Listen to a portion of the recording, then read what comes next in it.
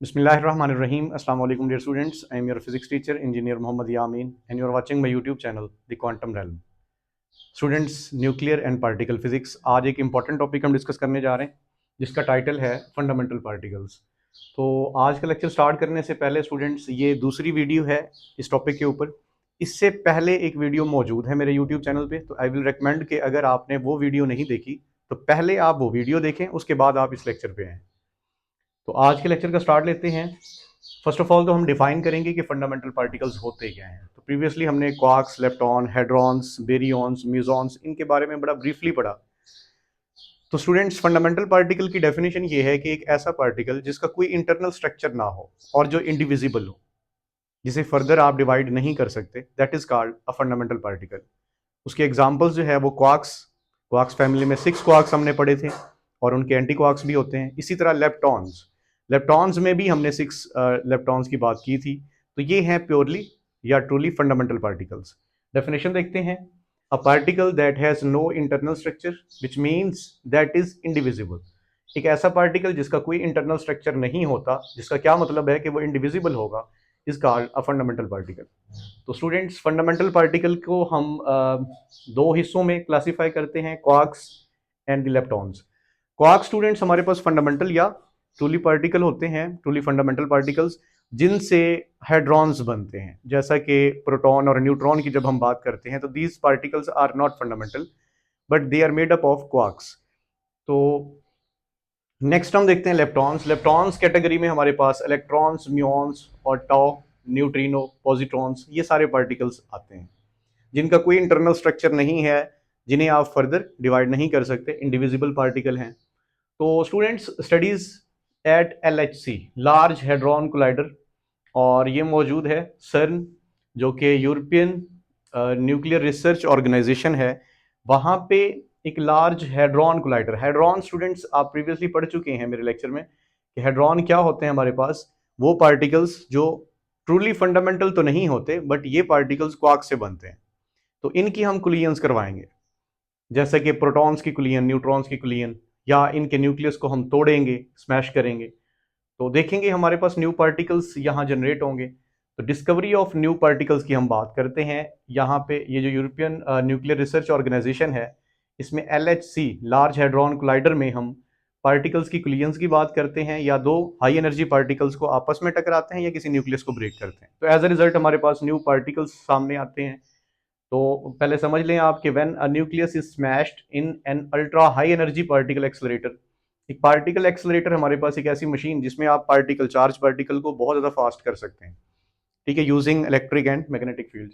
सो जब आप किसी न्यूक्लियस को स्मैश करते हैं, तोड़ते हैं किसी हाई एनर्जी पार्टिकल एक्सेलरेटर में, तो उसके टूटने से नए पार्टिकल सामने आते हैं। इसी तरह students, when two high energy particles are collided, जब दो हाई एनर्जी पार्टिकल्स आपस में कोलिजन करेंगे तभी नए पार्टिकल सामने आएंगे। उन नए पार्टिकल्स के ऊपर हम बात करेंगे। इन एक्सपेरिमेंट्स में मोर देन 100 न्यू पार्टिकल सामने आए जो आइडेंटिफाई हुए। उनमें दो हिस्सों में हम इनको डिवाइड करते हैं। पहला वो जो थ्योरेटिकल मॉडल से मैच करते थे, जिनकी प्रॉपर्टीज जो हैं वो, या जिनके बारे में कोई प्रेडिक्शन थी, जिनका फिजिक्स में कोई थ्योरेटिकल मॉडल मौजूद था।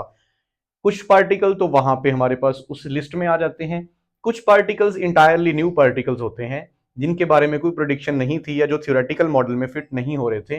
That particles are known as strange particles. तो some particles fit into theoretical model, similar properties as predicted, और जो हमारे पास पहले से पार्टिकल मौजूद हैं।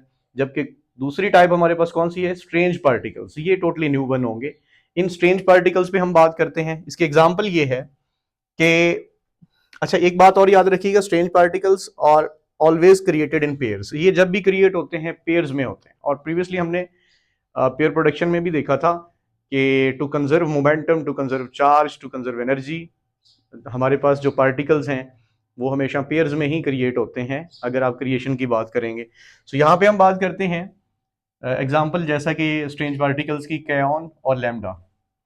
जब आप पायोन को प्रोटॉन से कोलाइड करवाते हैं, जैसा कि यहाँ मैंने बात की कि सर्न जो कि न्यूक्लियर रिसर्च ऑर्गेनाइजेशन है, यहाँ पे दो हाई एनर्जी पार्टिकल्स को आपस में कोलाइड करवाया जाता है यूजिंग पार्टिकल एक्सेलरेटर।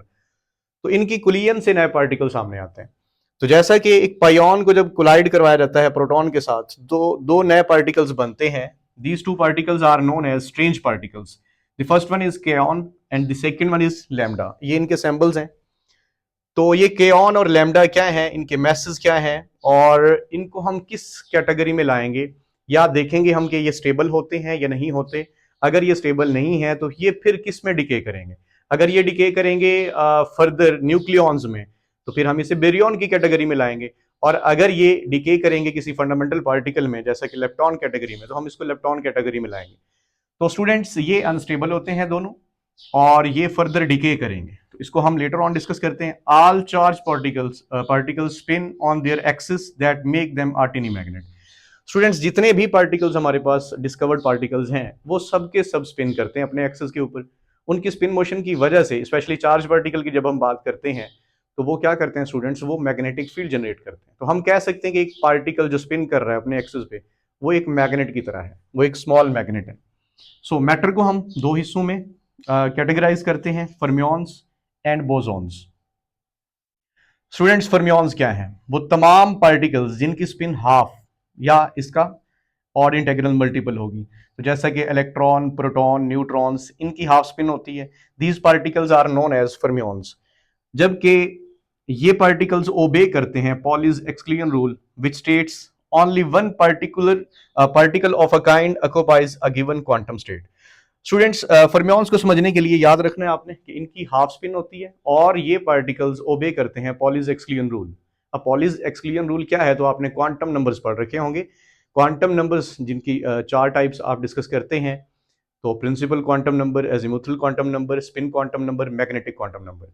तो according to Pauli's exclusion rule के एक ऑर्बिटल में जो दो इलेक्ट्रॉन्स हैं, उनके तमाम क्वांटम नंबर्स, जो चार क्वांटम नंबर्स हैं, वो सारे सेम नहीं हो सकते. अगर तीन सेम हो भी जाते हैं तो जो मैग्नेटिक क्वांटम नंबर है दैट विल बी डिफरेंट. तो या दो इलेक्ट्रॉन्स जिनकी ऑपोजिट स्पिन की हम बात करेंगे कि दो इलेक्ट्रॉन एक ही ऑर्बिटल के अंदर अगर मौजूद हैं, तो उनकी स्पिन एक जैसी नहीं होगी, उनकी ऑपोजिट स्पिन होगी. सो यहाँ पे पॉलीज एक्सक्लूजन रूल को ओबे करेंगे वो पार्टिकल्स जिनकी हाफ स्पिन होगी, and these particles are known as fermions. तो सेकेंड कैटेगरी हमारे पास है बोसॉन्स की, पार्टिकल्स विद जीरो और होल नंबर स्पिन. वो तमाम पार्टिकल्स जिनकी स्पिन या तो जीरो होगी या होल नंबर होगी, जैसा कि 0, 1, 2 and so on. These particles do not obey Pauli's exclusion rule. ये स्टूडेंट्स ये ऐसे पार्टिकल्स हैं जो पॉलीज एक्सक्लूजन रूल को ओबे नहीं करेंगे. इसी तरह दे ओबे बोज आइंस्टाइन स्टैटिस्टिक्स. तो ये बोज आइंस्टाइन स्टैटिस्टिक को ओबे करते हैं, इसलिए हम इनको बोसॉन्स कहते हैं. बाकी इसकी एग्जाम्पल में आप हेड्रॉन की भी एक एग्जाम्पल शामिल है, जैसा कि मीजॉन्स की हम बात करते हैं.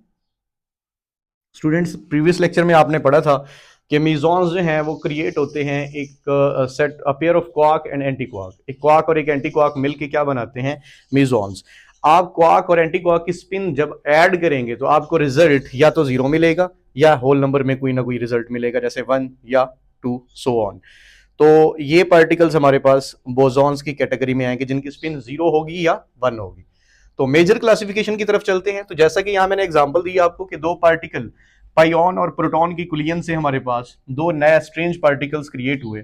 These particles are kaon and lambda. अच्छा एक बात और याद रखिएगा, अगर आपके पास कोलाइड करने वाले पार्टिकल्स का मैस कम है और क्रिएट होने वाले पार्टिकल्स का मैस ज्यादा है, तो दैट मींस कि some energy is converted into mass according to Einstein equation E equals to mc square. So these are heavier particles kaon and lambda.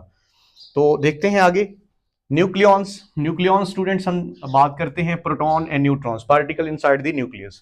And heavier particles, एक तो nucleons की हम बात करें और दूसरा वो heavier particles such as kaon and lambda. ये जो दो पार्टिकल्स यहाँ पे बन रहे हैं which decay to nucleons are called बेरियॉन्स.